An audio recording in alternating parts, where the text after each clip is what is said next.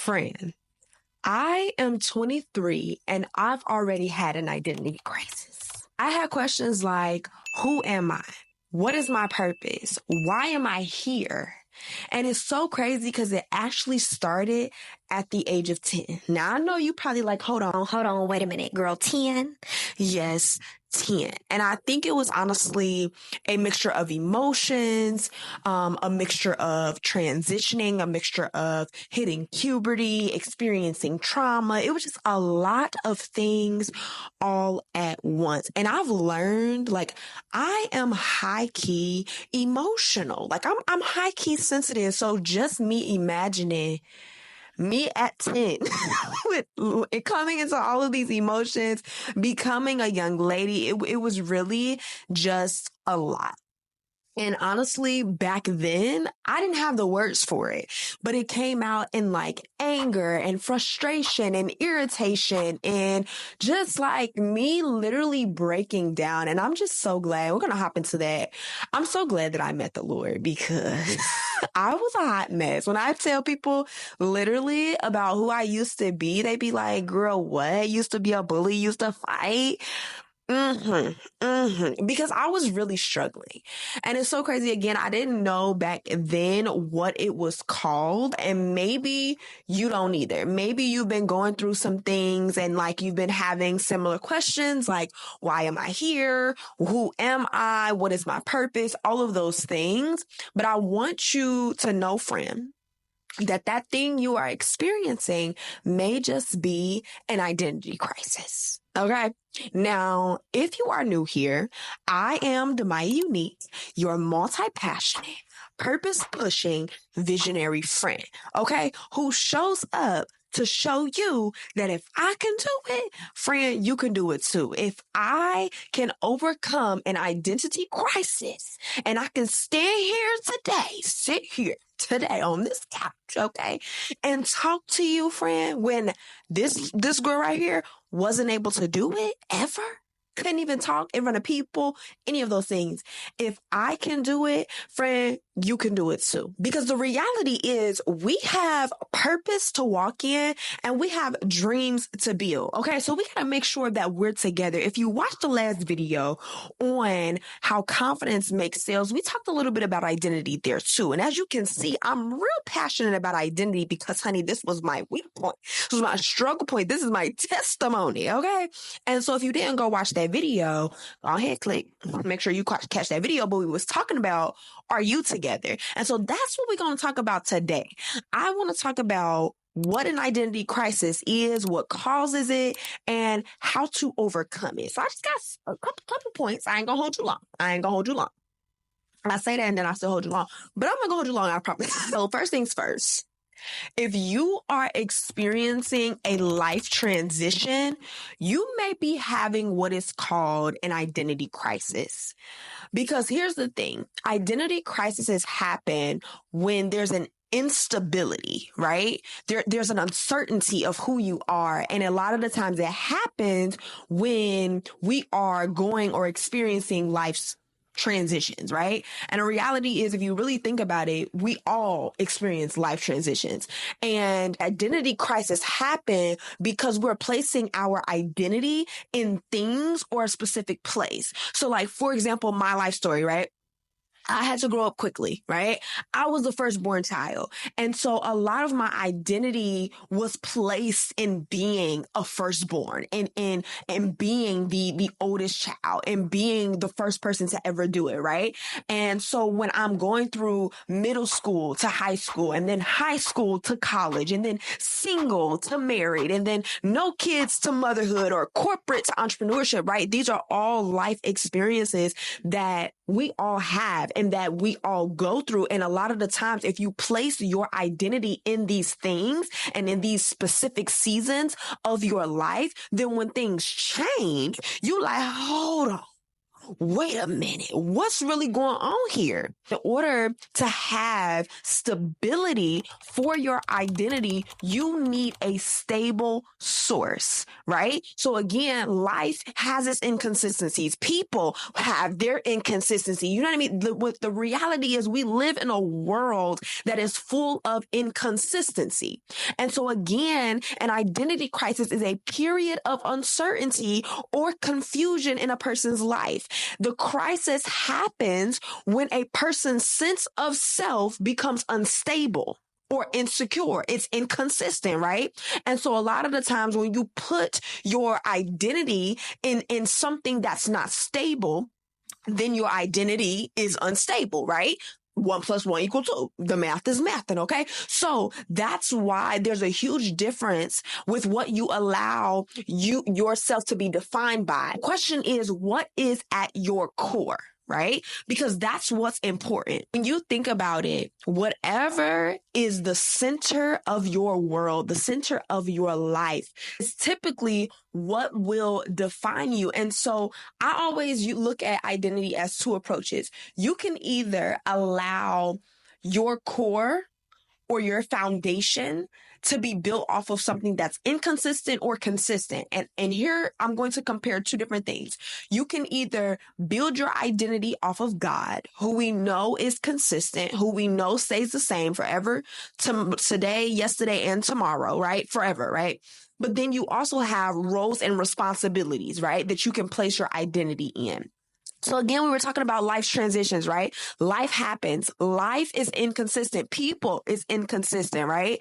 But then you also have roles and responsibilities that are inconsistent. And that is why I always say you cannot define yourself by what you do. You are not what you do, because those roles and responsibilities can and will change. Yes, you are a mother, but once that child becomes a teen baby, are you going to be lost and unstable and insecure in who you are?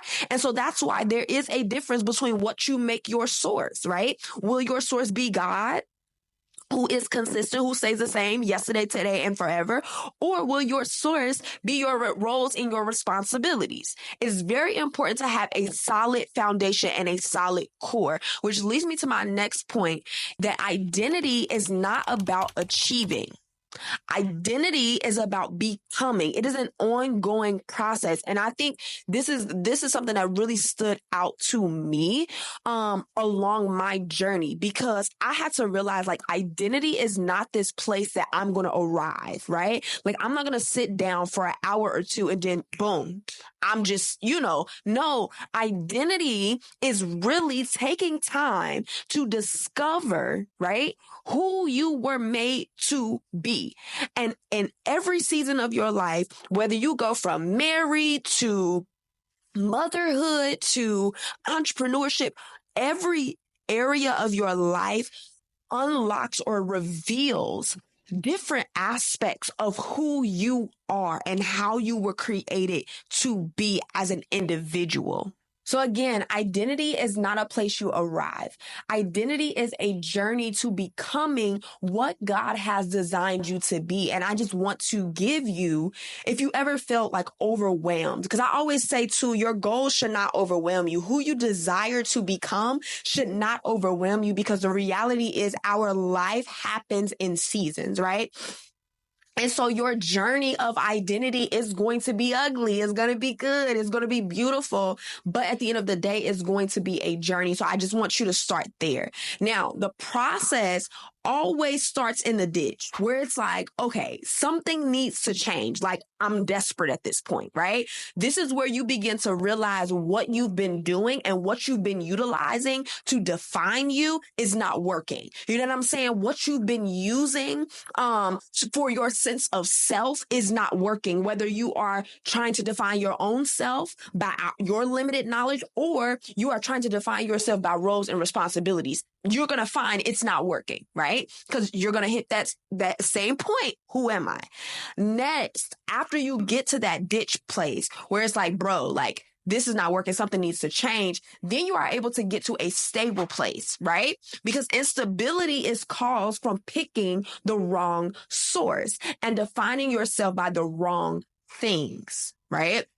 Whether that's defining yourself by your trauma, defining yourself by your upbringing, defining yourself, whatever you are defining yourself by, your grades, your status, whatever the case may be. So once you realize, okay, the way I've been building is not working. So now I need to change. Once you change, you are then able to build a solid foundation on top of that. Like building a house, right? Like you don't want to build a house on sinking sand. You know what I mean? And so once you have that identity crisis, that's telling you your foundation is not stable. It ain't as stable as you thought it was. You know what I mean? And so again, you want to, once you have stabilized, built a stable foundation, then you are able to build on top of that. And that is where your continual journey of becoming who God has designed you to be comes from.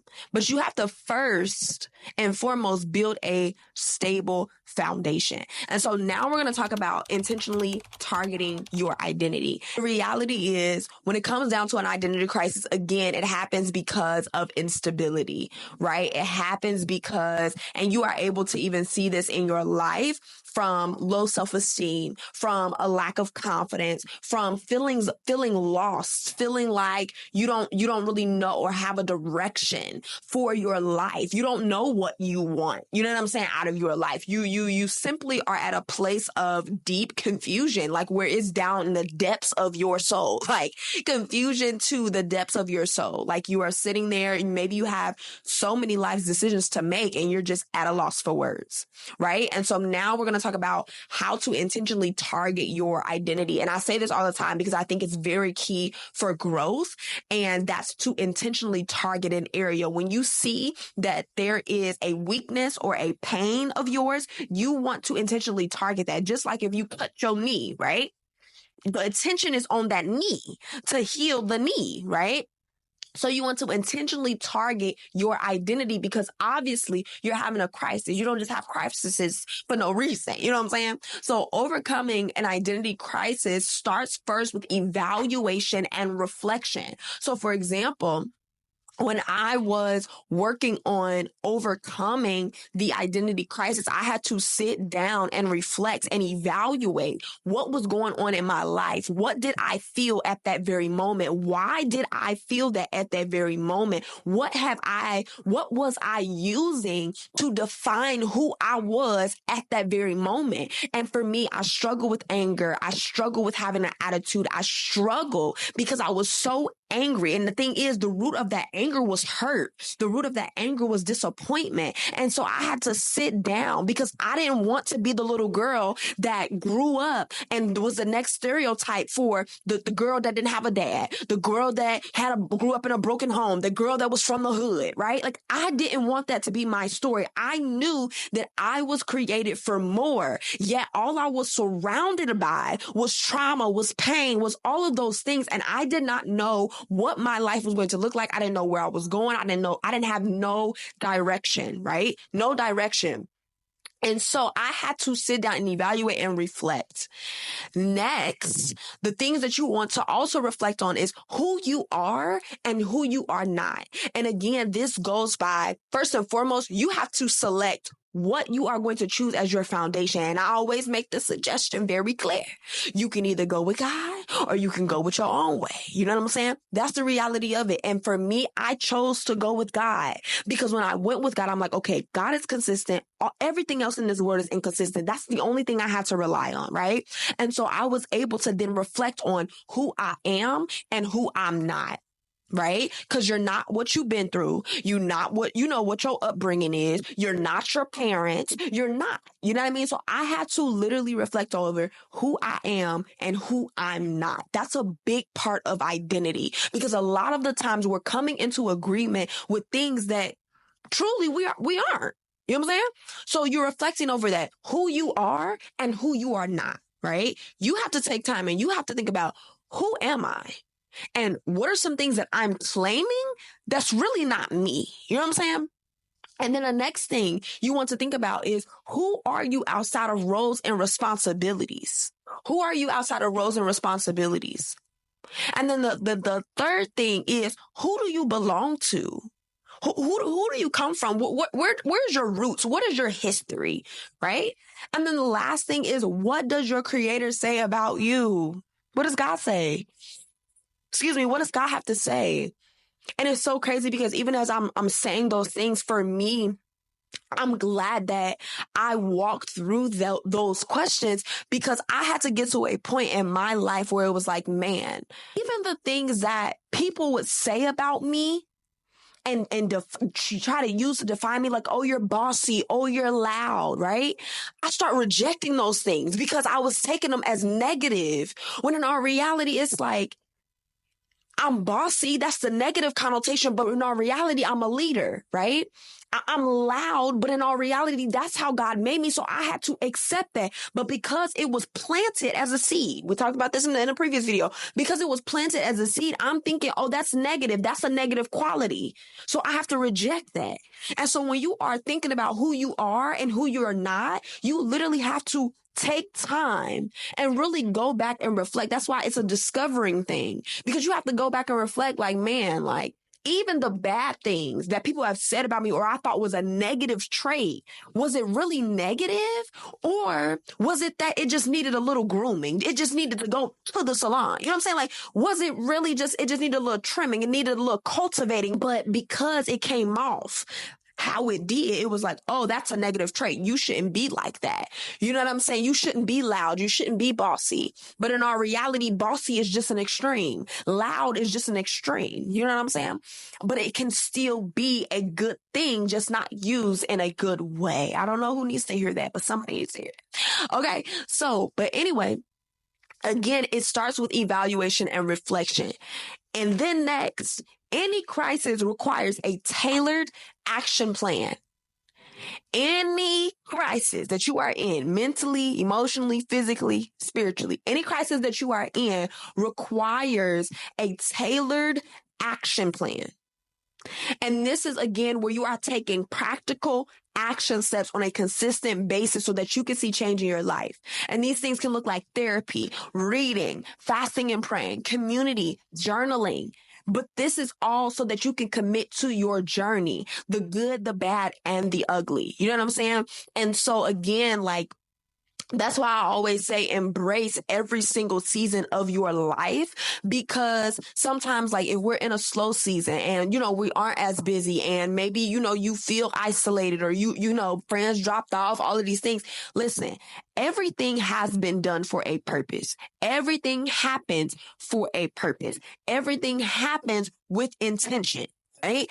But a lot of the times we miss the purpose because we're so focused on the circumstance, right? And it's like, what if God is really trying to lay you down in green pastures so you can really tend to this area that's bleeding? You know what I'm saying? Some of us got wounds, right? We bleeding all over the place, but we ready to start the business. We ready to, you know, start the ministry. We ready to do all of these things. And God is like, hold on. Because I need you to be intentional in this season of your life. I need you to intentionally target this area I've been exposed. You want to know why you keep getting arguments with your mama? Want to know why you keep getting arguments with all these people? You want to know why, you know, you ain't happy? You want to know why you feel lost? You want to know why you depressed? You want to know why you anxious? And it's because, hello, I'm trying to wake you up.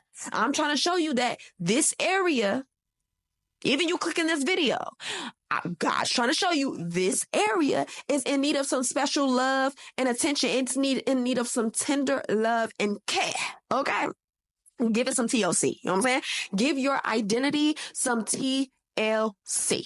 Because it needs it. And that is how you're going to experience growth. And that's how you are going to overcome this crisis, is when you really sit down, you lock in, you focus, and you just really give it the attention that it needs. And don't get me wrong, just like every day you don't feel like going to the gym, but you want to lose them pounds.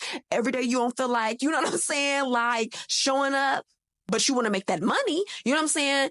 It's the same thing. But I think a lot of the times we are so willing to go make a check, but we're not willing to put in the hours, put in the time to work on ourselves so that we can be better and we can be who God designed us to be. Okay.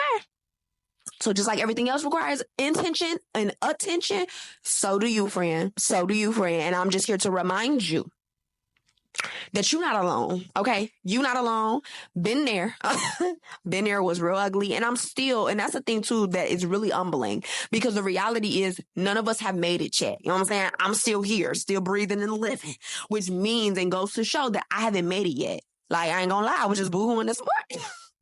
Boohooing this morning because identity is really a journey, and like forgiveness and healing and unpacking. I mean, it's a journey. You know what I'm saying? So I just want you to remember, friend, that growth is always uncomfortable, but it's beautiful. It's always uncomfortable, but it's beautiful. And like sometimes you really just have to hold on to the fact that all things are going to work together, even when it's the ugliest situation possible. And it's just like, bruh, like, I don't understand how unpacking this hurt and this pain is really helping me. You know what I'm saying? Like, I feel like it's re-traumatizing me, you know? But sometimes it can be scary. Like it really can be scary to do things that don't feel good. And even that, like maybe we'll have a little Bible study one time, because even the scripture that say he works all things together for good, it doesn't mean that it always feel good. You know what I'm saying? Like it really doesn't. And so it's just like, you know, just like going to get surgery or going to get a serious procedure. It ain't going to feel good. But after a while, after you recover, you're going to look back and you're going to be like, I needed that. And I can only say that because I'm on the other side of the crisis. I ain't saying I achieved it yet. I ain't saying I made it yet. But I'm on the other side and I'm like, man, and that's honestly what keep me going. You know what I'm saying? Like, it's hard talking through your feelings. It's hard processing. It's hard overcoming crises. You know what I'm saying? You be like, oh, baby, I'm just going to stay in this ditch. I ain't moving. I don't even see progress, because sometimes you don't, right? But I just want to encourage you and give you that push that it is possible, right, friend? It's possible. You can do it as long as you take this journey. You don't have to take it by yourself. Take this journey with the Lord first and foremost, and then with, you know, your community and all the things. But at the end of the day, I know just from my personal experience that the Lord is a keeper. The Lord is a sustainer. He is very strategic in what he does and what he allows in your life. And if you let him, and if you open up your eyes to see his hand in your life, you will see it. Definitely will see it. Like 1 + 1 will start equaling 2. I mean, if there's no greater mathematician than Jesus himself, because I really be blown away when I be like, when I take my eyes off of the situation and I just sit back and I analyze and I say, it's very crazy to me that you're using the business, the marriage, the this, the that, the family, the blah, blah, blah. You're using all of these things to work in me. You know what I'm saying? Very, very, very, very, very crazy. But friend, that's all I got. I ain't gonna keep on talking your ear off. But that's all that's all that is it. I love you, friend. If you enjoyed this video, please make sure you like, comment, and subscribe. And I will be back in another video.